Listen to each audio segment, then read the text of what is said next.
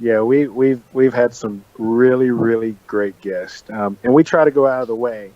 Everybody that comes, of course, we do the fresh baked cookies, and then based on the conversation, I try to get to know them without being super creepy. Before they get there, which is kind of like a little dance. But if I find out that they like a bottle of wine, or if they like a certain kind of chocolates, or something like that, or if it's their anniversary, we'll go a little step above and beyond because number one, we want them to have a great time, but we also want them to come back and we want them to tell everybody else that they had a great time.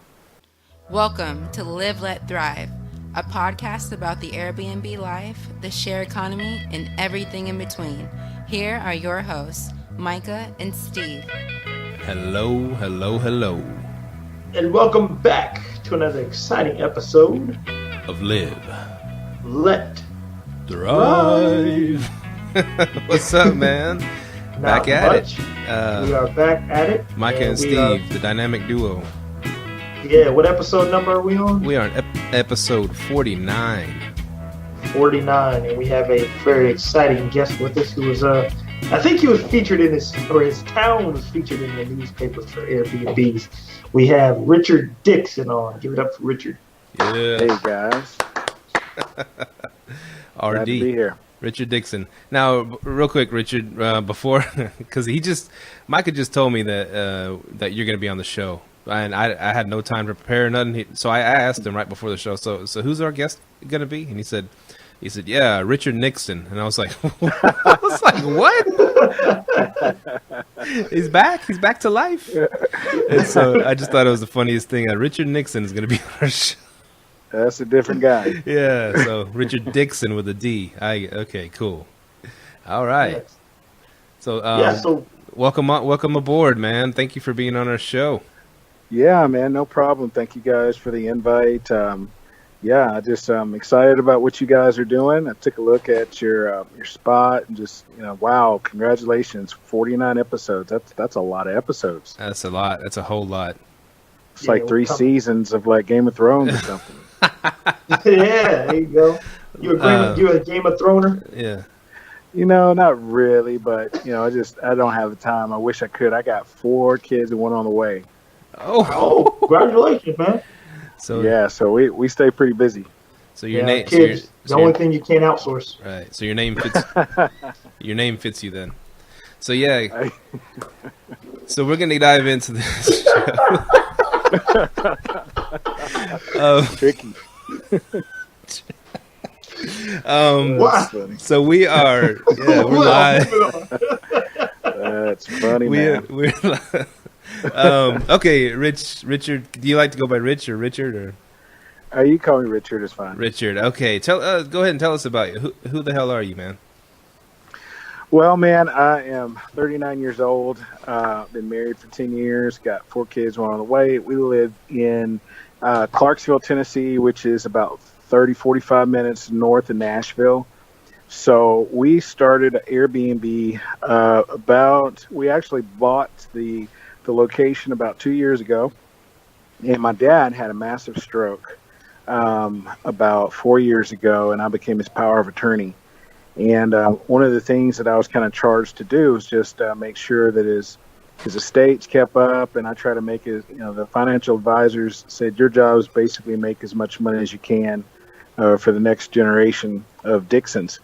And so one of the things my dad always loved, he didn't really trust the market. He didn't really, I guess, understand it. I don't really understand it either. But one of the things that he understood and I really have grown appreciation for is this real estate.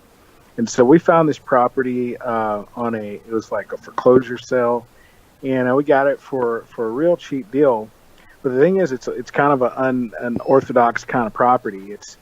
We call it a tiny house. We call it a Tennessee tiny house because it's only like 950 square feet. It's like a 1923 farmhouse. And so we bought it and we renovated it, a complete renovation, new, flooring, gutted the kitchen, bathroom, all that kind of stuff. And so we thought about renting it.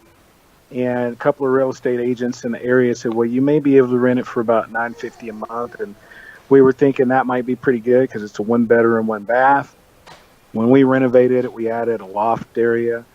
And we were thinking, well, that'd be okay. And so for about 3 months, we tried to rent it, and we only had like one serious kind of option, and that guy had like a big dog, and so I didn't want to mess up the floors, and so I thought about this whole Airbnb thing, and I talked with my wife, and we said, well, let's try it out. And so since August of last year, we've been rocking it and really, really, really been doing well. Also in the local area, my full-time job is I'm a full-time pastor at a local church. Oh, wow. Sorry for that joke earlier, by the way. You don't have to apologize, man. It's all good. That was so funny, though. You're so cool, dude. Oh, man. There's no shame in your game. All good. Wow. So this is really interesting. First off, you gave us a lot of information. Tennessee, Clarksville. It's out. You said it's outside of Memphis. Right outside of Nashville. So Nashville. Middle Tennessee, yeah, like Nashville's right in the middle of the state, and Clarksville is right above it. And one of the biggest things we got going for us here is Fort Campbell Army Base is like the third largest like Army base in the nation, and so it's like right next door to us. Oh, sweet. He's over there by Lucas Carl. Oh, nice. So we've interviewed. You're the second person in that area we've interviewed. Really? Yeah. Crazy. That's pretty cool. You gotta tell me who that guy was. Lucas Carl. We got to figure out what episode. We'll let you know what episode. Yeah. You're the Awesome. second person in that area. I just realized I didn't realize you were in that area. Now here's cool. here's what came to mind immediately was isn't Nashville have like real strict Airbnb rules? Yeah, so Nashville was in the news like over the last year, and it got kind of scary because Nashville's like a booming town. Nashville is like the place you want to be at. We had everything going on last year. Nashville Predators went to Stanley Cup. There's all kinds of stuff going on, and so the housing market is ridiculous in Nashville right now. Houses are on the market literally for hours. Wow. They're sold, and because of that, people are spending a lot of money in the Nashville area. People are afraid that Airbnbs are going to bring down the property value because you got these super nice homes that are $700,000 or more sometimes, and then you get this Airbnb right beside you, and so people are scared about that, and so they've been petitioning the city to basically ban them. But the thing that's cool about the state of Tennessee is that the state legislature has basically warned Nashville that if you try to do that, we're going to make a law that says you can't ban that. And so right now they're still able to do it. There may be a few restrictions, but I'm the county outside of it. So there's virtually no restrictions on us. That's great. Wow. That's great. So I guess my question is okay. So you haven't. I guess you wouldn't have attended town hall meetings or anything because it's not in your county, right? It's just near you. No, it hasn't. But the ripple effects are still there. And so it kind of promoted me or prompted me to try to reach out to my local, what they call municipalities and city commissioners, all that, because I've been asking them. I'm like, like right now, there's no collection of local fees. And I started to talk to my tax professional, and they were like, you need to check about your local fees. And so I called the county clerk's office, and I said, hey, I got this Airbnb, am I going to be liable for anything? They said, well, you're going to be liable for hotel and motel tax. And I said, so, and this is all new to me. And it's like it's not like when you start doing this that you just get a book and it tells you to do everything. And so basically they looked at an Airbnb in my city as like a hotel and a motel, which they collect taxes on them monthly. And I'm like, whoa. But another cool thing is Airbnb just signed a contract with Tennessee, and so they're going to automatically take out local taxes when people book. So nice. I don't really have to worry about it right now. Quick question. Are they taking out state taxes or local taxes? Or both? That's a great question. They said local taxes, but I think it might be state taxes as well. That's a really good question. I'm in the process of doing my taxes right now for that. Yeah, if we were on video, I'd give you a wink. Usually it's just the state, but It's sometimes, it's a little bit better to ask for forgiveness than to ask for permission. The tax guy. Remember, you talking to a pastor now. So. Exactly. You're all about forgiveness, man. So, I am. Unfortunately, not everybody else is. Yeah, exactly. That's true.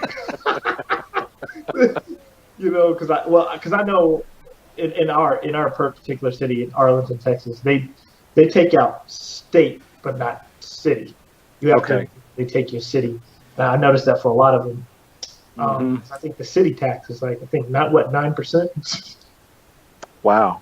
Yeah, and then the state 6%, so it comes out to like 15% in taxes. Yeah, it's pretty high. Wow. But then our legislature, the biggest thing they wanted to do was, hey, we'll pay taxes. We just don't want to pay the same taxes as hotels. Right. So that's another thing. Like if you want to get, if you want to get with the municipality, or if they ever try to push anything, that'd be one thing to push for. Is like, hey, we'll pay taxes. Just don't tax us as much as the hotels because they're a big giant.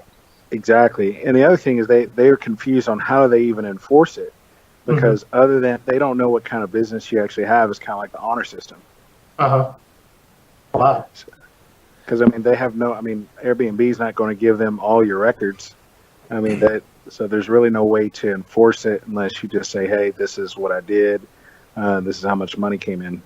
Oh, well, I don't think they give you your records, but they will. Now, okay, because this is what we found out. We just found this out. How long did we find this out, Steve? Probably a month ago. We found out that Airbnb, if a city or state requests it, they will give up your address. Oh, okay. Yeah, they turned over all our addresses in Arlington. Like everyone got a letter in the mail. If you had an Airbnb posting, they will. I guess they will comply and turn over their address. So that was kind of like, whoa, we didn't know that, but yeah, we found out in town hall meetings. Wow, it sounds like I need to join some of those. Yeah. Yeah, if they start holding those, definitely join them, because the people that show up are usually the people that don't like Airbnb. So here's something cool about where you're at, because you're in the perimeter of Nashville, and what we're worried about here in Arlington is they're starting to get vocal about a little bit of anti-Airbnb going on, stricter rules and this and that. And so what I was telling Micah, I was like, it might, even if it starts to, there's everything happens for a reason, but something, they start let's say they ban it in Arlington, or they make it super strict. The perimeters is where you want to be. You're still just a few minutes away, right? That's exactly right. We're right around 45 minutes from downtown Nashville, which is not too bad. It's like mostly interstate. So technically you're right. Like right now, it's still kind of gravy for the people in Nashville, because the average night stay in Nashville is like $200 a night, which is a lot more than what I'm charging. But they can do it because they're like everybody wants to go downtown Nashville for events and concerts and that kind of thing. But you're right. If they did kind of put even further restrictions on them, that business is going to come straight to us. Sweet. That's where you want to be, nice. Micah. Yeah. How big is your Airbnb? I know you said you had a loft, or what did you say you had in it? So it's 950 square feet, and essentially, and we've got a website. It's called TennesseeTinyHouse.com, and you can check it out. It's really kind of awesome because it doesn't feel tiny, even though it's called a tiny house. It's got a large living room. It's got one bedroom. It's got twin beds in the loft, and the couch pulls out into a twin. So that's our name on Airbnb is Tennessee Tiny House Sleeps 6. So it actually sleeps 6 individuals, pretty comfortably when they stay. So we've had lots of bridal parties spend the night. They think because we had it professionally decorated, it's kind of got a not to sound anti-masculine, but it's got a farmhouse chic look to it, and so it's really pretty classy. We've been, of course, in the newspaper you mentioned, also in our local magazine called VIP Clarksville, and so it looks really nice. It looks like it could be in like a Southern Living kind of magazine. I'll go a second. I pulled up your website. I want every one of our listeners to go to this guy's website, because this is how you run a business right here. This guy isn't an Airbnb host. This guy is a true business owner. I love your website. I love it. He does Oh, wedding thank you, night man. packages, romantic getaway packages, short-term getaway packages. That's how you become a business. That's who I want. I want people to be short-term rental business owners, and this is like the true definition of it. Definitely check out TennesseeTinyHouse.com. The only problem is nobody knows how to spell Tennessee. That is not true. That is Tennessee. It's not as cool as Mississippi. You know, in the South, Yeah. we have a cool way of spelling Mississippi. Do you guys know what it is? No, How what does is that it? go? It goes M-I, crooked letter I, crooked letter I, P-P-I. Oh yeah. So are you from Mississippi? It sounds like you are. No, I'm actually, I grew up in West Tennessee, about 15 minutes from the Mississippi border and 25 minutes from the Alabama border. So I'm kind of like in the tri-state area, but all we know that's just deep south. Yeah. That's, cornbread and, that kind of thing. Nice. Wow. Um, He even has one last thing about his video. He even has a YouTube tour of his place. Gets no better than this. You're And speaking ahead. of that, we actually got a professional photographer. Like if you're selling a home in the Middle Tennessee area, there's this business called House Lens, and they take pictures of your house, but they also do a video. So they kind of got this. It's not a fisheye lens, but it's kind of that just beautiful, seamless walk through a home tour. And so we hired them to do that because one of the first thing we were completely ignorant about Airbnb. And so we started reading books and how do you do this right? And so the number one thing everybody said was you need professional pictures. Like your pictures are like gold. And so we went out, and it wasn't too bad. We spent, $150, $200 to get professional pictures done and to do the video. Wow, that is nice. I love that video. You're going to have to send me your videographer so I can get one of those. You checking this out, Steve? I'm trying. My internet's slow. Oh, here it goes. A Tennessee tiny house. I like it. $40 off. Oh. Heck yeah. Yeah. No, that's become an Airbnb host. Okay. I'm gonna tie No, up all that's your. Huh? That's actually your first time. If you're a first time Airbnb user, they give you $40 off. I have a quick question about your site. Oh, I see. I noticed when I click book now, it takes me to Airbnb. Have you ever thought about taking bookings directly on this website? I have, and to be honest, I've looked at a couple things, and I was just a little nervous about doing that. There are certain protections with Airbnb. They got that $1 million policy, and that's, even though I heard it's a little difficult to kind of get some of that back, it's still a safety net. If I was to do it directly myself, I'm incurring 100% of the liability versus having somebody else doing that. So, and to be honest, and you guys might give me some information on this. The booking fee that Airbnb charges is super minimal. So I don't really know what the huge difference would be. Here is a good idea.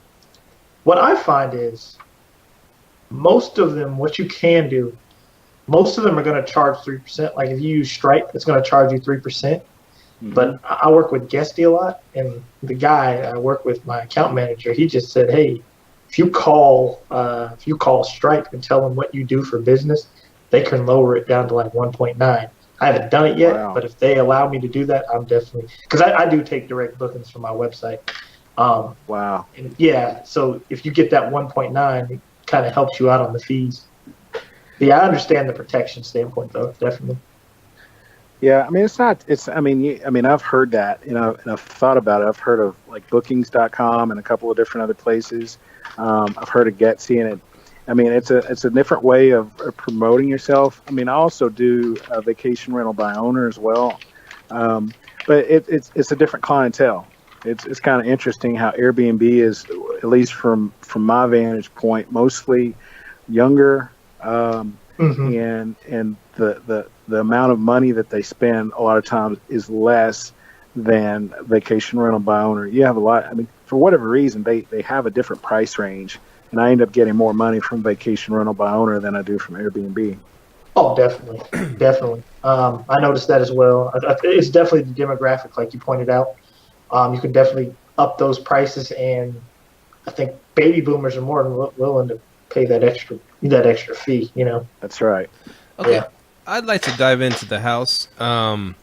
So if you don't mind telling us how much how much did you pay for it, and how much did you have to put in to fix it up, and then after Right. that, tell us about the whole professional decorating thing, because I'm fascinated by Yeah. that. Yeah. Well, you guys are all in my business. So,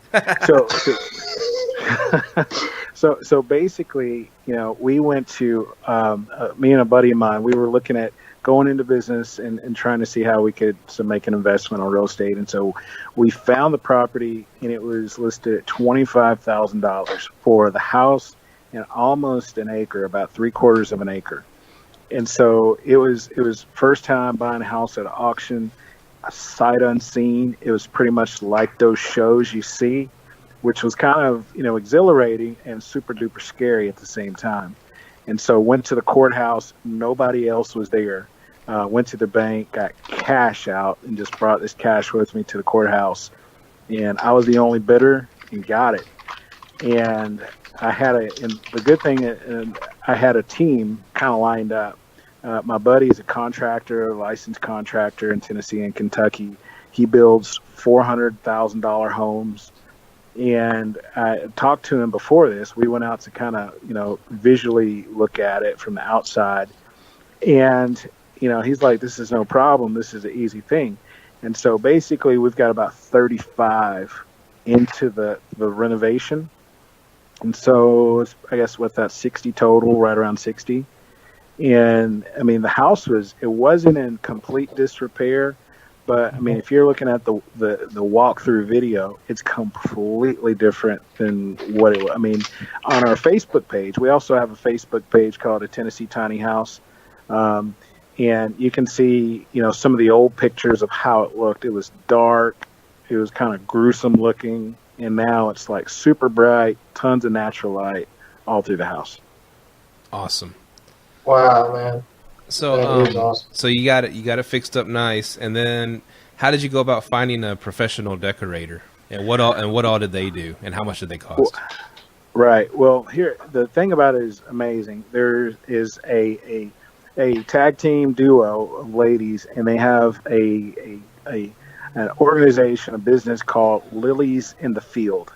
And so basically they had just started out early last year, and one of them does like professional like women trying to find clothes to wear. She's like a professional like dresser. She'll like take you, dress you, make your wardrobe look amazing. The other one is all an interior decorator. And so as they were kicking off their business, I knew one of them, and they basically offered to do the project for free. All I had to do was pay for everything, but the consultation, what to buy, making it look gorgeous, that was part of the developing of their portfolio. But what I found out is what she provided was about a $3,000 service. Wow. Yeah. Why'd she do it for free? Well, they were developing their portfolio. They wanted something that they could show off so that they could get more business. That's awesome. Yeah, because it's like brand new in the city, brand new for them, and so they wanted to use me almost like a test guinea pig. Like, are they doing things that other people would like? And so what her name is Joni. And what Joni did was basically we sat down and like, what is your vision for this place? And just really simply, my vision, I want this to be the best Airbnb location in the city. Oh. If somebody's going to stay other than a hotel, and even if it's, even hotels included, I want them to be this place. I want it to be home away from home. But we knew that it wanted to be comfortable, yet fashionable, to go along with the whole farmhouse feel. And that's what she produced. I mean, and she picked everything down, the little pictures on the wall, the little things on the side table. We got together and we figured out, because I've got a little knack for for home design, but not the interior design. I do like the kitchen. If you look at that with the farmhouse sink and the white shaker cabinets, I pick those things out. But the soft stuff, like the materials, the colors, that was all her. The lamps, even the going down to the bedding and the rugs. I mean, the professional decorator that's really well, they are imagining if you were to walk in a place and it would feel like home. Wow. Now, how did they? I'll go ahead and say how much did they spend like on decorating the place?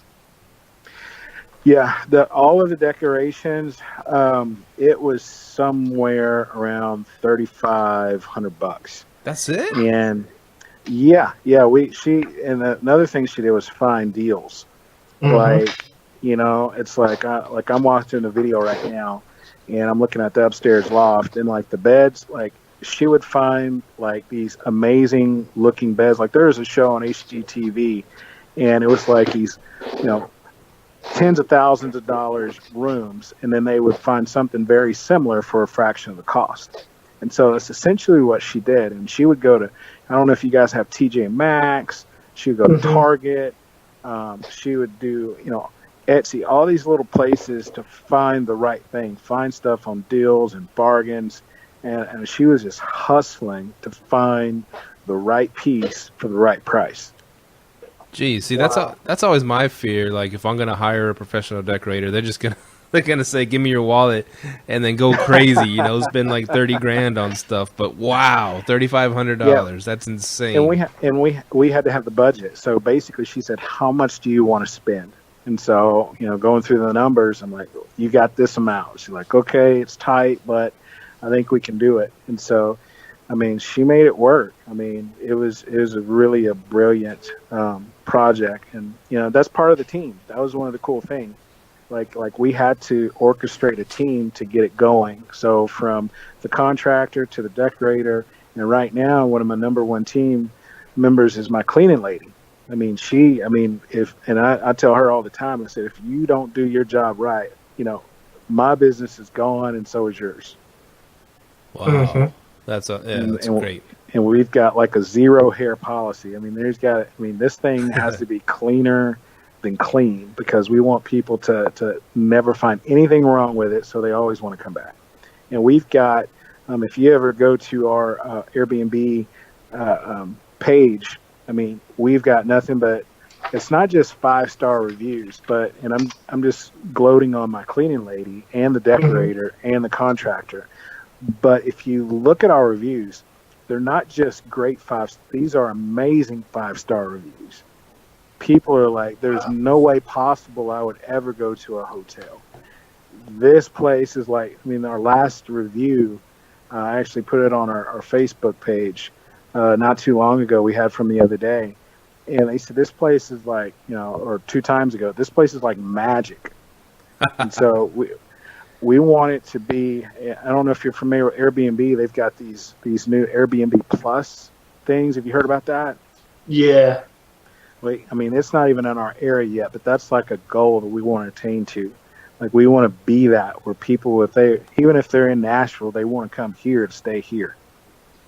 The Airbnb Plus, have you been hearing the downside to that? No, but it sounds like you're going to bust my bubble, though. No. You kind of just have to accept anyone who comes up. I don't know if you kind of vet your guests. It kind of takes guest vetting out of it, because you guys have to pretty much accept anyone. Well, I'm imagining, and I'm only imagining because I saw the live presentation they did. It sounded kind of cool, but I'm imagining if you were Airbnb Plus location, then you could probably charge more as well. Yeah, that's true. So if you're charging more, once you get to a certain, dollar mark, you're eliminating a certain population of people that might just want to go and crash your place and destroy it. Yeah, I'll let you know how it goes. One of my properties is in review. Come on, man. That's awesome. I don't know if I want to, though, after I read that. but it's for one of my off-site timeshare properties, so if they bust it up, then it's on their credit card But yeah, it's still in review. I don't know how long the review takes, but it's been like that for like 3 weeks. Wow. Micah's all about control. He's little faith. You know what I'm saying? You must have had some bad situations happen. Not really bad. It's just I'd rather not bad. Just some things that you can go to Airbnb, or I'd rather have the guests just come straight to me.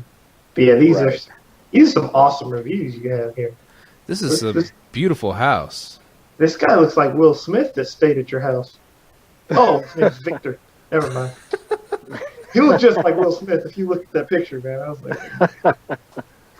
yeah, we've had some really, really great guests, and we try to go out of the way. Everybody that comes, of course, we do the fresh baked cookies, and then based on the conversation, I try to get to know them without being super creepy. Before they get there, which is kind of like a little dance. But if I find out that they like a bottle of wine, or if they like a certain kind of chocolates or something like that, or if it's their anniversary, we'll go a little step above and beyond, because number one, we want them to have a great time, but we also want them to come back, and we want them to tell everybody else that they had a great time. Wow. This review I'm reading, the welcome cookies were amazing. Yeah. They awesome. Really are good cookies. I love that front porch, and I think that's a great touch, because a lot of Airbnbs, you look them up, or anyways, I've looked them up, and it's mostly just photos of the inside of the house, this and that. And you're like, okay, I get a feel for what I'm gonna do. I'm gonna be in for. There's 2 or 3 bedrooms there. There's a bathroom or 2, kitchen looks okay, but you're like, but they got these like you said, you used a professional photographer. But they got these shots of this front porch, and you got the horses in the background, and you got some rocking chairs and a little table. And automatically I'm thinking, wow, I already know how I'm going to be experiencing my vacation. I'm going to be out in the front porch with my wife, maybe my baby, and we might have like a bottle of wine right there, and just be chilling and just enjoying the view and enjoying the nature around us. It just it really draws the potential guest in, to the experience.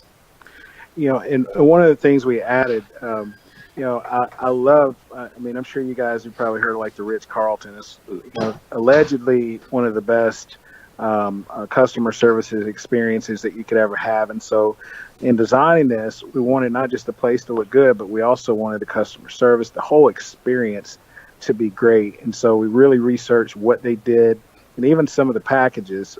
Recently, in the last 3 or 4 months, we added a fire pit, a propane fire pit. It's a really large one, so people could relax, and Adirondack chairs around the fire in the spring and summer. And we added a pergola in the back, which is super cool.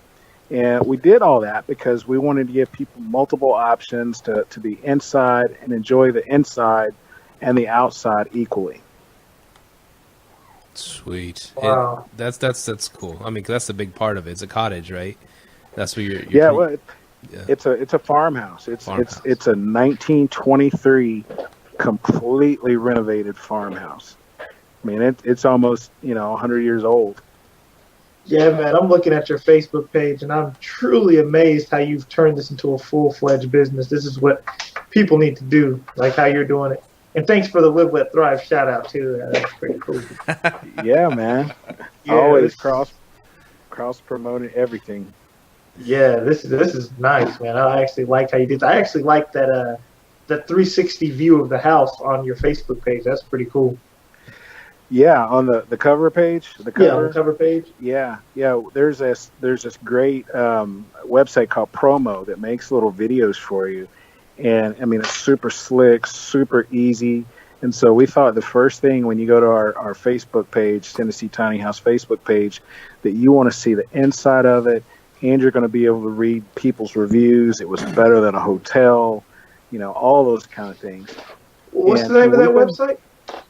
It's called Promo, Promo. Okay. Yeah, it's we made several little videos with that, and it's just. It's just super easy to use, but they look really slick. And, one of the goals that we have is not just, mostly Airbnb are going to be people from out of town, but we were trying to figure out a way to get as many in-town guests as out-of-town guests, so we could completely fill up the calendar like all the time.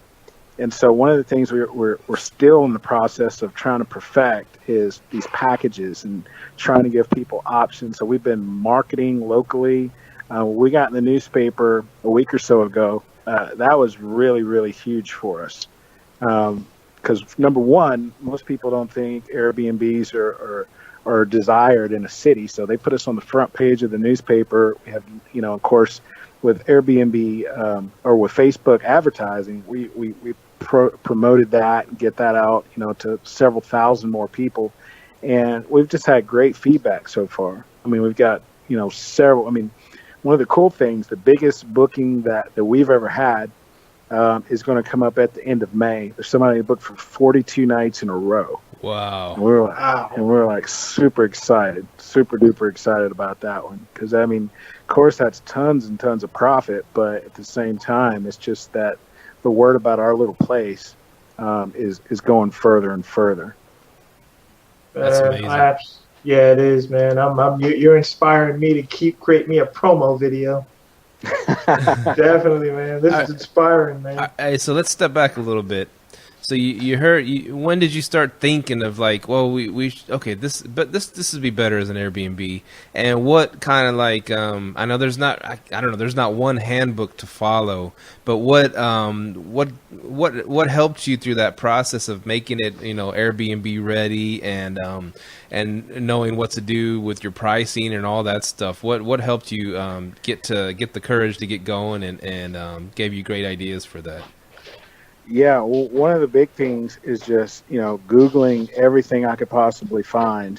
And also, in the last few months, just on this Airbnb professional host site, it's got 19,000 Airbnb host on it. And so just gleaning from what people are doing has been really beneficial. One of the big things that helped me out, if I can find it, there has been a book, and I'm looking for it right now so I don't misquote it, but it's basically this Airbnb guide that I guess he is a superhost, he started to write, and that thing really helped me out. I mean, down to the template of how you communicate with people and the frequency of how to communicate with people, because at first how you communicate with people is to me is just as important as your pictures, because it's the whole experience that separates Airbnb from like a hotel. It's like when people say they're interested, it's called the Airbnb Profit Blueprint. It's by a guy named Aaron McDaniel. It's only like $10 on Amazon. And that was really one of the keys, is just learning how to communicate. To be honest, I'm in the people business being a pastor, but I have learned how to be so much more hospitable just by having an Airbnb, catering to people's needs and anticipating people's desires and communication. It's made me a better, servant. I think I even treat my wife better because I'm learning how to take care of other people better. That's awesome. And that book helped out a lot. Because it's just, just a little bit of research helped me. Now I've got templates. Like as soon as somebody, like emails me or messages me, I already have an automatic email. I'll tailor it a little bit with their name and, anything specific, but I'm giving them all the information they want. So immediately they think I'm the best communicator in the world. And it teaches you how to not communicate too much, but communicate just enough. And if they think you're a great communicator, then the experience before they even hit the door is going to be almost 5 stars. And then as soon as they see the place and it looks just like the location and the pictures, and I didn't oversell anything, they've got a 5-star experience the first minute they walk through the door. Wow. It's just crazy. On our episode 47, we talked about communication is a huge part of getting a 5-star review. Exactly. And I'm happy. Yeah, I'm happy you pointed that out now, because I was telling Steve I automated all my messages.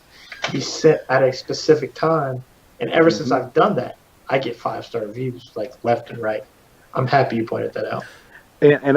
I've thought about that. To be honest, I kind of like it to be able to be the one who sends it. I think that's what I want to get eventually another location. I probably will have to automate it at that point.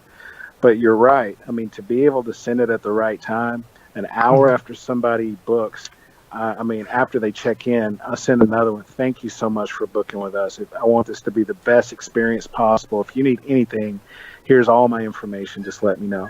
And so those little reassurances are things that you're not going to get the quality from a hotel like, and it just makes it a completely different experience. I'm writing down stuff like crazy. I'm learning a bunch from this episode. Me too, man. I really need to up my game. Okay, let's say when you're meaning like you hit them back with information right away. Let's say do they you get a message from somebody saying, "Oh, I love your place. We're thinking about going in May." I don't know. Do they ask you like a general question, and how do you respond? How do you respond to them? Yeah, like a general typical, question is like, "Hey, love the way your place looks. Interested in coming. How far are you away from this place?" My typical response would be, their name and thank you so much for your interest in our place. You're going to love it here. And then I'll go to answering their questions. And then at the end, just like, please let me know if you have any other questions. And then thank them again. Thank you again for your interest in our place. And then my name. But once they book, I've got a whole overview. And it's not way too long, but it kind of gives them the ins and outs of the house. We've got cable, we've got internet, Wi-Fi, we've got, kitchen pots and pans and all those kind of things, no pets, park in the front, all of those basic things that you would want to know if you were staying somewhere overnight. We include amenities like, toothbrush, toothpaste, we have a washer and dryer, so we've got all that kind of stuff for you. Anything that they would want to know to get them ready. That's typically, and then I usually won't contact, it depends on how far away it is. If they book it months ahead, about a week before, it's like, for example, I've got somebody coming in on Friday and they booked a couple of months ago. Well, I haven't contacted them since the first couple of messages, but I contacted them the other day just to tell them how excited I was that they were going to be coming at the end of the week. That's awesome. Wow. Yeah, I'm stepping my Airbnb game up after talking to you, man. You're going above and beyond. That's going to be the name of this episode, Above and Beyond. Above and Beyond. That's some next level stuff. And to be honest, it's super simple. Mm-hmm. And I mean, it's not, that doesn't cost any more money. It's the extra message, which takes, 15, 20 seconds. Yeah, man, that's yeah. Now, do you send you said that after they book, you send them all the information that they're going to need. Do you send that in email form or do you send it in an Airbnb message?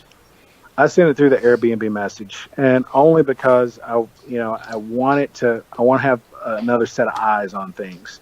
Mm-hmm. So if thank God nothing has gone really negative. We had one kind of weird situation where somebody didn't want to check out exactly on time, but nothing where a destruction of property too bad has happened.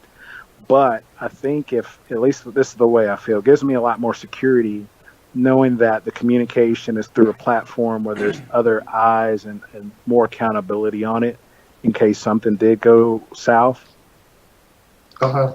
Yeah, and I always communicate through the app too, man. I'm definitely really big on that. And here's a main reason why I asked that.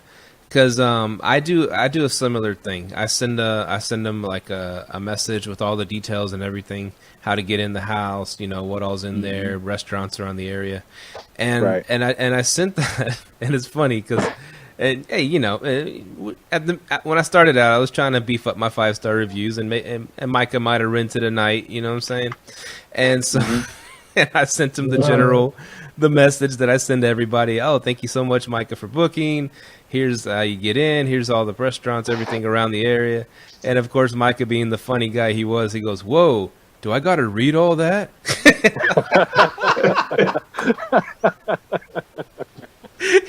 Right. And so I know he was joking, but I was like, I wonder if I am writing too much right off the bat, on the welcoming a guest in. Yeah. And I could completely see that, but I don't think, unless it's kind of like the guy who's trying to go out with the girl, and so he sends her like 18 texts. I wouldn't do that, but giving them more than enough information, at least in my opinion, I don't think it's a bad thing as long as the frequency is not too much. Oh, okay. Now, You see what I mean? yeah. I see what you mean. Now, do you meet your guests at the place to check them in? As much as I can. I mean, I like to, because that's that extra touch of let me, and when I do, it's really brief. It's like, hey, wait at the door for them. I try not to be creepy and walk to their car, but I wait till they get out, come up to the step, and I'll say, hey, let me give you a quick overview, and I kind of give them the history about the house in just under a minute, and show them where the bedroom is, show them where the little gift basket is, show them the fresh baked cookies, show them where all the stuff is, the extra linens, and then I'll walk them outside and show them the extra seating areas and where the fire pit is, and if they need anything, let me know. And then, to be honest, we might cut up for maybe a minute, but then I want to get out, because, it's like the old thing. If you want to meet people, impress people, leave a great impression, I want to leave on a high note. I don't want to stay uncomfortably long, but get in, impress them with the place, and then leave. And then I usually give them, like I said, about an hour later, a follow-up text or a message just to thank them again for booking with us. Wow, that's amazing. But there are situations where, they're checking in at 10 o'clock at night. And in that situation, of course, I'm not going to be there. But we've got, we kind of opted for a different thing. It's called Igloo Home. Have you guys heard of that one? No.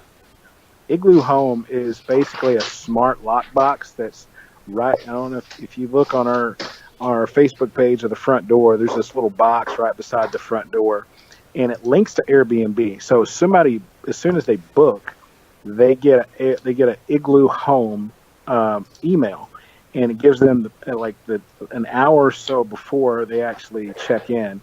It gives them the PIN code, and so they put their hand over it, and it basically gives a time-sensitive code. So the time they're eligible to go to the place at 3 o'clock check-in to 11 a.m. on the day they check out, they can open and close that box, and so that gives them the key to the front door if I can't be there. Oh, nice. So you never thought of using like a digital lock or anything like that? I did. I wanted to do that, but at least I haven't found the one. Now I found out that Igloo Home has developed one like this, but I wanted one that would sync with Airbnb. So I didn't want to take the extra step, and maybe laziness on my part, but I didn't want to have an extra hoop to jump through after somebody books. But with this, it's synced. So when they book with Airbnb, they automatically get the code to the lockbox. Oh, sweet.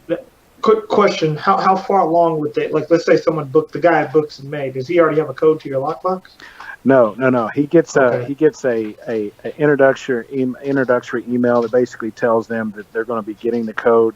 But let's say my check-in time is always 3 o'clock. They get the Igloo Home email with the actual PIN at 2 o'clock, but it's not active until 3 o'clock. Oh, okay. So you have a lock similar to one of mine. I like that Igloo Home. I have to take note of that. So what was the moment you're like, I guess maybe a guest left a great review, or they told you like something like really cool that you felt like, wow, this is great what we're doing. This is we love this Airbnb thing, and we want to keep doing it.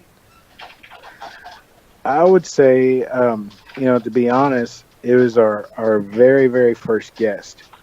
We were super nervous because we had never done it before. We didn't know if this was going to be a train wreck or was it going to be great. We just didn't know. And her name was Jen. And I found out later on that you shouldn't take pictures of your guests. But the very first guest that we had, she allowed us to take a picture. And so as soon as she pulled up, she enjoyed, the architecture of the home. She enjoyed the history of the home. She thought it was the greatest thing ever. And so her enthusiasm, that made me enthusiastic about what we were doing. And so it's like hosting is, I don't know about you guys, but hosting is fun for me. It's like a little bit of dopamine gets released when I know that people are having a good time staying in our place. That's sweet. Definitely. Hey, Micah, real quick. Yeah. Are you shuffling around some stuff or typing or something? There's a lot of noise coming through. My wife's typing. Sorry about okay. that. It's all right. But no, that's really cool, man. It seems like you were made for this. I mean, in a way. Yeah. Well, you know, it's you know, not to get too religious thing, but that's part of how God changed me. Is I'm made to serve. I went from being completely selfish, and I'm in the process of trying to be selfless. Of course, 3 girls and 1 on the way, and a little boy and a wife. That kind of makes you that way, though. Oh yeah. Yeah, they say the girls do it to you. Yeah, they do. They do. Well, that's cool, man. So you're doing really awesome on this one. Doing a great job. It's beautiful. Do you have plans for a second one or more? Yeah, actually, there's one right around the corner from the one we have, and it's basically about the same age, around the same size. It's been vacant for about a year, and we've went to the county to get the tax records to find out where the owners live. And you know, me and my little boy, we actually cold call on them one day and knocked on their door and met them, and basically they just don't have plans right now to do anything with it, but they're kind of, you know, they're older people, so they're kind of sentimental with it. But our goal is to pay cash and flip it and do the same exact thing. Oh, sweet. Would you consider telling? Have you showed them pictures of what you did to this one? They've seen it. I haven't shown them the inside of it yet, but my plan right now is once a quarter, I'm dropping them a letter in the mailbox, and probably in another month, I'm going to knock on the door again. And that's a great idea. I may actually do that. But I mean, other than that, you know, there's nothing I can really do. But Hello? Hello? All right, we're at 52. You there, Richie? 51, 20. You might have to call him. $2,000 a month. Okay. Oh, we lost you right when you said Hey, other. are you there? Yeah, we're here. Yeah, we're here. We lost you right Yeah. when you said other than that. Yeah. Other than that, there's not a whole lot that we can do. But I mean, financially, we're doing really, really good in the house that we have. But if we were to have 2, I mean that could be huge for us. Oh, big time. Wow, that's awesome. I guess why I was saying, because you know they're sentimental about the house and stuff like that. I was saying, well, maybe if they saw the pictures of what you did to this one, and they from the inside and out, and know that someone's gonna take care of it, and that you're gonna have like lots and lots of people are gonna get to enjoy it. You know, it's gonna be like a living, breathing thing again. Maybe that might sway him a little. That's what I was thinking. That's a brilliant idea. You just gave me a new tip. I think I might try that. Or give him a free stay. Hopefully it'll work. Give him a free stay at yours. Who knows? You know. Hey, if that works, I give him a free week. So I'm looking at your reviews, and it says you have all 5-star reviews. Now, quick question: have you had any of the crazy guests pop up yet? Yes. I've had one, and it was kind of a weird situation. This was a young lady who I knew it was a little awkward, and because of her, I bought one of the Ring doorbells. That was probably the best thing I ever bought. I got it off Craigslist, brand new, for $75, and it's like gold. Because I didn't know at the time, but when they pulled up, she said she was alone. She was going to stay there by herself, but there was another guy with her. And I mean, he looks super sketchy. He didn't even get out of the car. I'm like, okay, this doesn't look good. And they stayed there for 3 days. And on the I think the 3rd day, they were supposed to leave by 11. It's like 12:30. My cleaning lady was headed over there. She's like, hey, they're still here. I'm like, okay, hold up. I need to come over there. And so I don't know if they're going to start acting a fool or what's going on. And so I go over there, and they still got stuff everywhere. It's like, I mean, they like some of the sheets were already messed up. You asked about breaking anything. They broke my patio umbrella. And I'm like, okay, these folks, they just need to leave. And so, I wanted to go in like Debo, just like, get out of here. Give me your money while you're at it. I wanted to be like Debo, but then, she starts crying and stuff. I'm like, what's going on? And then the softer side prevailed. Like, okay, she's had a really bad life. I mean, her kids got taken from her. All kinds of stuff. So it's like me and the cleaning lady are sitting there like just kind of counseling her about, you can, she doesn't have a job. I'm like, I'm just glad you paid up front. But she's like, I don't have a job. I don't have a place to live. And so for about 30, 45 minutes, we're just kind of give her, ideas on how to, get out of the funk that she's in. And it turned out to be a good positive thing, but it could have been super problematic because, to be honest, if I didn't come over there, I don't think they would have left. Yeah. You so have squatters on your hands. Exactly. So that's probably the worst situation that we've had. But with the Ring doorbell, I wanted that because number one, I don't want pets in the house. That's like a clear rule. But I don't want to make sure somebody doesn't sneak one in, or if there's more guests than they actually said that they were going to be there, I can have some proof that what they said was true or not true. Yeah, that's a great tip. What price do you use? A pricing app or you price it yourself? I price it myself, but I kind of do a little local market research. I found like I was saying earlier, the guys in Nashville, they're getting $200 a night. We're not getting $200 a night in Clarksville. So on average, we're about $125. So we do a $50 cleaning fee, and then our price is around $75 a night, something like that. And that's about average. But what I've been doing is just going through the different Airbnb locations that are local and kind of seeing where they're at. But also, I've been doing a little field research within our Facebook page. So our Facebook page has about 550 likes on it. And so I've asked them a little bit too. Is this too much? Is that too much? I mean, we're nicer than a hotel. And I think for the most part, we're nicer than anywhere else as far as Airbnb or short-term rental in our area. So I'm going to charge just a little bit extra.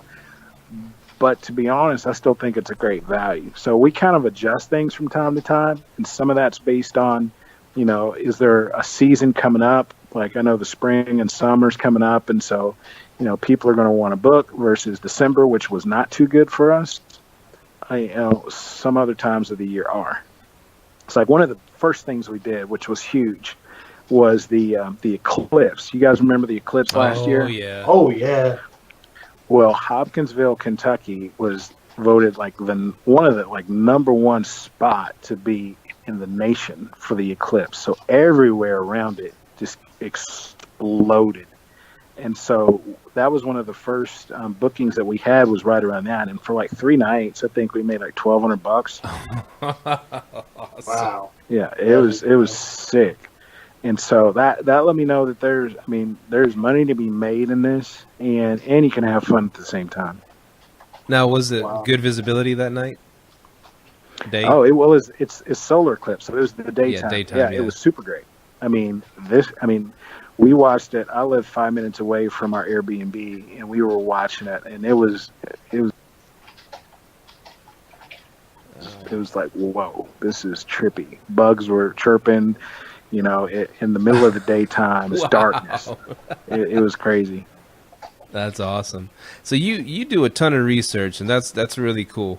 That's refreshing. So have you implemented things maybe just like experimental basis, some things that worked, some things that didn't work? It's kind of a catch-all answer, but I would say everything has basically been like an experiment. From the book I was telling you about earlier, I mean, everything has been gleaned from other people. Even like the idea about packages and things like that. I just research, what does the Ritz Carlton offer? How do they do what they're doing? How could I scale that down on my level from what they're doing? What could I do reasonably? And so I would say, one of the best ways for me is just to look at what other people are doing and how do you make it better. So it's basically innovating from other people's ideas and contextualizing it for my level, my area. That's great. That's great. So, with your Airbnb and outside of being a pastor, have you gotten out of the rat race, or are you planning to get out, or how's that going for you? No, I mean, I actually think it's kind of interesting. Both accentuate the other. It's kind of like, being a pastor, I think it gives me a heart for people. Yeah. I mean, I care about people. I want them to have a great time.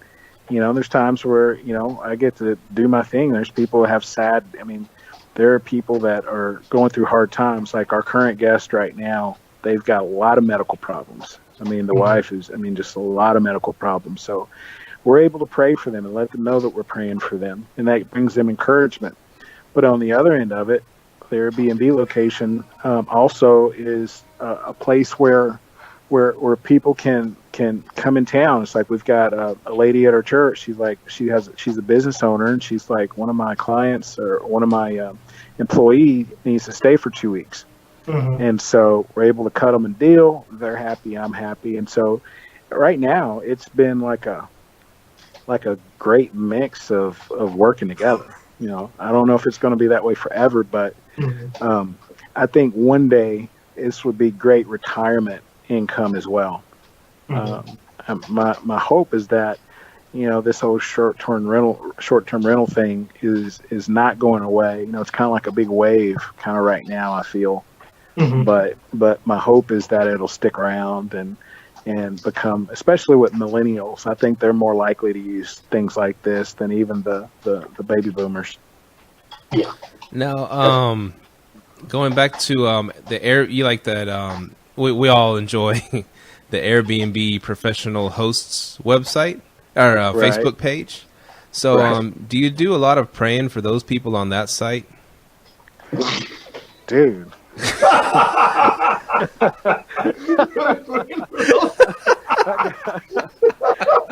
Because they could use some praying, you know what I'm saying? Dude, I tell you what, you are on my list now. So get ready. Thank you. You're brilliant with ideas. They do need some prayer, though. It gets pretty heated on there, and we just get our popcorn and enjoy it. It's greatness. It is quite spectacular, but it can be used. It's just like a power, like the superpowers. They can be good for good or bad, and and I've seen where they've been able to be really good lately. I've used it in the last couple of days just to get some ideas. One of the things I like to do is come up with, how can I do this better? How can I get more people to notice this? And one of the ideas was, how could I turn my Airbnb location into like a giveaway, where it could, benefit somebody, but also draw a lot more interest to what I'm doing. And so I threw that out there on that forum, and tons of people responded with, we've done this. We've give a weekend away to this charity, and they made a lot of money. And we had thousands of people share our site, thousands of people like our page. And I'm thinking, how cool is that? That's you can actually awesome. do a lot. You can do a lot of good, and it can, in a sense, bless what you're doing. And so, I wouldn't have had the more specific details of how to do any of that if there wasn't a forum like that, because there's almost 20,000 people on there. Surely somebody's either done or thought of or already experienced something that I'm thinking about. A wealth of knowledge, man. Exactly. Yeah. I hit him up a few times too. I post some questions on there, and like 90% of them are like real good information, and 10% of them are just trolling, and it's entertaining though. Oh Yeah. yeah. I mean, you got some losers there, just like you do anywhere. You just, kind of, chew the meat and spit out the bone. That's perfect, man. I dig that. Oh man, so this is you've been a great guest. This is a beautiful house, and hopefully we get the bro hookups over here. When we go stay at it.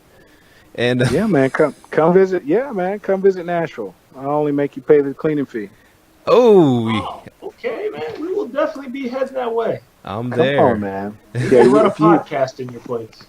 bro, that would be huge. I might even throw in the cleaning fee for free. Then, if you've never been to Nashville, you got to check it out. It's so many things to do, restaurants everywhere, and you just can't beat Tennessee hospitality. Oh man, do we have to go like on a Tuesday and Wednesday in January or something? No, bro, you give me enough time. If it's not booked, it's yours. Oh, and I had another question for you because I noticed you weren't a super host, but you have all these 5-star glowing reviews. Did you just start? Or? This is a perfect question. The very first booking. So we started August 1st, Okay. but our Airbnb account started around May. Okay. And what happened was somebody booked before we were ready, and Oh, I had no. no idea. And so I didn't know what to do, and so I just canceled it. And I had no clue that was going to affect me for a whole year. But here's a good thing about Airbnb. Okay. After all the 5-star reviews and everything, they contacted me about 3 weeks ago. I don't know if you guys have ever had Airbnb call you, but it was kind of weird. It's like, what I do wrong? But they called me and they said, hey, there's a paper locally that wants to do an article on Airbnb, and they want to use a host, and we believe that you're probably one of the best ones in the area. Would you be interested in doing an article with them? And so we go through what all that means, and at the end they said, is there anything that we can do for you? And I said, well, when I very first started, I had this cancellation before I was ready, and I didn't know what was going on. And matter of fact, the booking was like 3 months. So it's, before the booking was like 3 months later from when they initially booked it. And so they said, well, let us take that to whatever department and we'll see what they can do. Well, it just so happened that the other day I looked again and that cancellation is gone. And so I'm up for review on August 1st, and I've got everything else for superhost status. Nice. Sweet. There you go, man. Now, if they would have been really So- cool, they would have just made you super host right away. But Exactly. Yeah. That's true. But, to be honest, I'm just super excited somebody listened. It's nice to have a business that big that actually pays attention to people. yeah. Definitely. Or you could change the name to Superhost Sweet Cottage in Nashville Farm. Just put it on there. I'm gonna do that. I'm gonna name mine Superhost. There you go. Let me know how that works for you. Yeah. Well, thanks for coming on our show. Thanks for being a part of it and dropping all this knowledge. I mean, I've learned a lot. I guess the biggest thing I got out of this show is just to be more giving, be more I guess responsive.